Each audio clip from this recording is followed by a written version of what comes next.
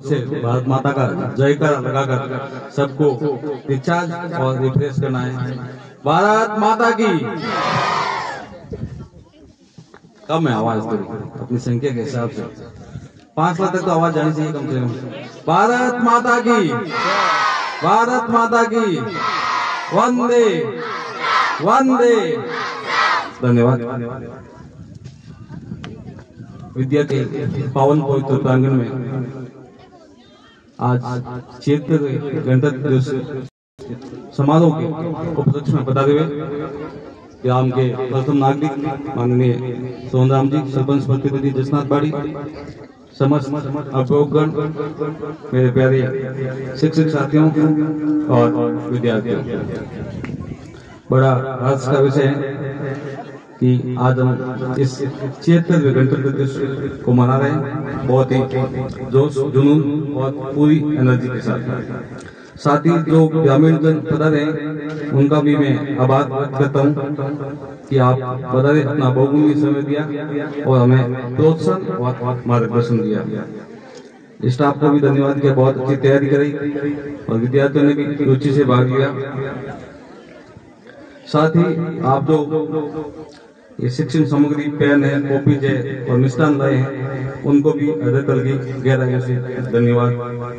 अब सरपंच साहब ने भी एक बात कि विद्यालय की सुविधाओं के बारे में हम लगातार अवगत करा रहे हैं और आपका पूरी ग्राम पंचायत का हमें सपोर्ट भी मिल रहा है। आप देख रहे शौचालय लगभग बन गए, तुम्हारी एक समस्या थी वो भी हो गई, अभी खेल मैदान भी विकसित हो रहा है, साथ में शायद एक जल का टांका भी आ गया है।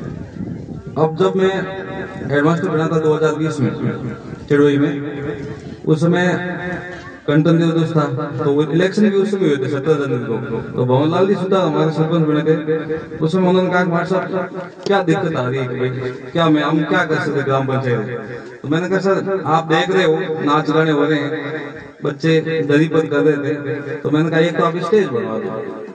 तो उन्होंने उसी समय स्टेज की घोषणा कर दी क्योंकि हमारे लिए सुविधा रहती है कार्यक्रम करने की। तो आपने देखा होगा कि चिड़ोई गांव में हमारे एक शानदार स्टेज बन रखा है, ऊपर बिल्कुल टीन सेट लगाकर। तो एक तो हमारी मांग आपसे ये रहेगी सरपंच साहब, इस विषय में आप चिंतन करें और कैसे संभव हो आप ग्राम पंचायत से करें या MLA साहब से करवाए या MP साहब से करवाए या जो भी तरीका हो, इस पर ग्रामवासी और आप निर्णय लें।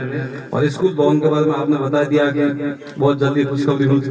एक बार जोरदार तालियों से आपका स्वागत करें और ये तालियां आपके कंधों के ऊपर और वजन डाल रही हैं, आप भी ये महसूस कर रहे हैं क्योंकि हमारी अपेक्षाएं बढ़ रही है। साथ में ही एक शैक्षणिक पक्ष है जिसमें हम केवल 7 कर्मचारी है सीनियर स्कूल में।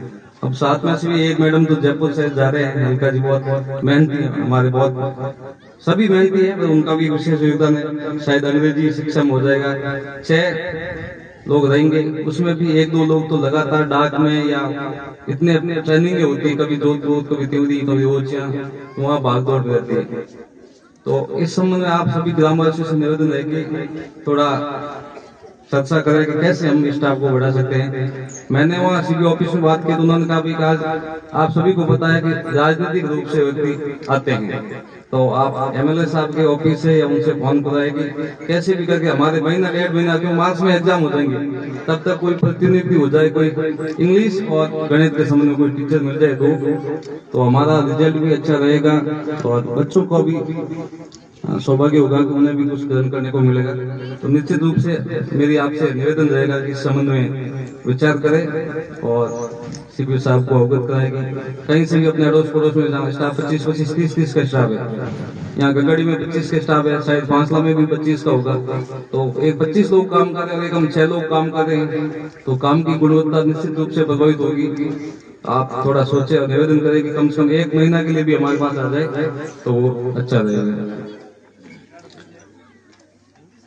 हाँ, इंग्लिश और गणित चाहिए तो बहुत सारे, और इंग्लिश गणित की ज्यादा डिमांड रहती है क्योंकि ये मुख्य कमांडिंग सब्जेक्ट है, इसलिए ज्यादा अपेक्षा भी रहती है। और बच्चे भी ग्रामीण पृष्ठभूमि से सामान्यतः इन्हीं 2 सब्जेक्ट में कमजोर रह जाते हैं, तो वो आगे बहुत परेशानी का सबब बनते हैं। साथ ही जैसा कि आपने देखा होगा, मुझे भी बहुत गौरव होता है कि मैं ऐसे जगह पर स्थापित हूँ जो जगह नशा मुक्त है। आपका बहुत सौभाग्य है कि आप पूड़िया है पोते वाला, इन्होंने आपको एक नई सीख दी कि इन्होंने कोई नशा नहीं किया। मैं तो यहाँ महसूस करता हूँ चाय भी बहुत कम लोग पीते हैं, तो जसनाथ जी की या तेजा जी या बालाजी की अगर अपने ऊपर कृपा है, तो आप जो यंग जनरेशन है, छोटे बच्चे हो, आजकल पता नहीं लोग कैसे कैसे नशे कर रहे हैं, और नशों में घर बर्बाद हो गया, पीढ़ियां बर्बाद हो जाती, क्योंकि नशेबाज व्यक्ति के लिए खुद के नशे से ज्यादा इंपॉर्टेंट कुछ नहीं, उसके लिए ना परिवार है, ना बच्चे है, ना बाप है, ना बेटा है, उसको तो वो नशा मिलना चाहिए। तो आपका भी जिम्मेदारी, वैसे मैं क्लास में भी कहता हूँ कि अपने आप को नशे से मुक्त रखना, आधी जिंदगी तो आप ऐसे सक्सेस रहोगे। स्थितियां बहुत खराब है जो नशा कर, आज कितने महंगे महंगे नशे आ रहे हैं, और आपने आगे चलिए कि हमारे घरों में वो नशा ज्यादा है ही नहीं, हमारे ऊपर एक दैवीय कृपा है कि आपके सब पूर्वज है वो लगभग नशा मुक्त मुहिम के भागीदार है। सरकार तो अब कह रही है, अब आपके पास ये सोशल मीडिया से भी समाचार आ रहे हैं कि नशा नहीं करना चाहिए, तो अपने कितने समझदार लोग थे कि इन्होंने पहले ही नशा नहीं किया, नहीं तो क्या होता छोटी छोटी दुकानों पर ब्रांचें लग जाती बोतलों वाली, पर अपने यहाँ कोई उसके खरीदार नहीं है, इसलिए वो ब्रांचें नहीं। तो इसके लिए एक बार जोरदार तालियां अपने पूर्वजों के लिए, और आप पर भी ये जिम्मेवारी है कि जो ये परंपरा बनी है नशा मुक्त की, इस जसनाथ बाड़ी को तो आप नशा मुक्ति रहोगे, और ये जिम्मेवारी आप पर ही शिफ्ट हो रही आने वाली पीढ़ी पर। साथ ही एक बार पुनः सभी को धन्यवाद ज्ञापित करता हूँ, अगर कार्यक्रम में कोई कमी रह गई हो तो माफी चाहता हूँ, बाकी पुनः धन्यवाद। जय हिंद, जय भारत। बहुत बहुत धन्यवाद।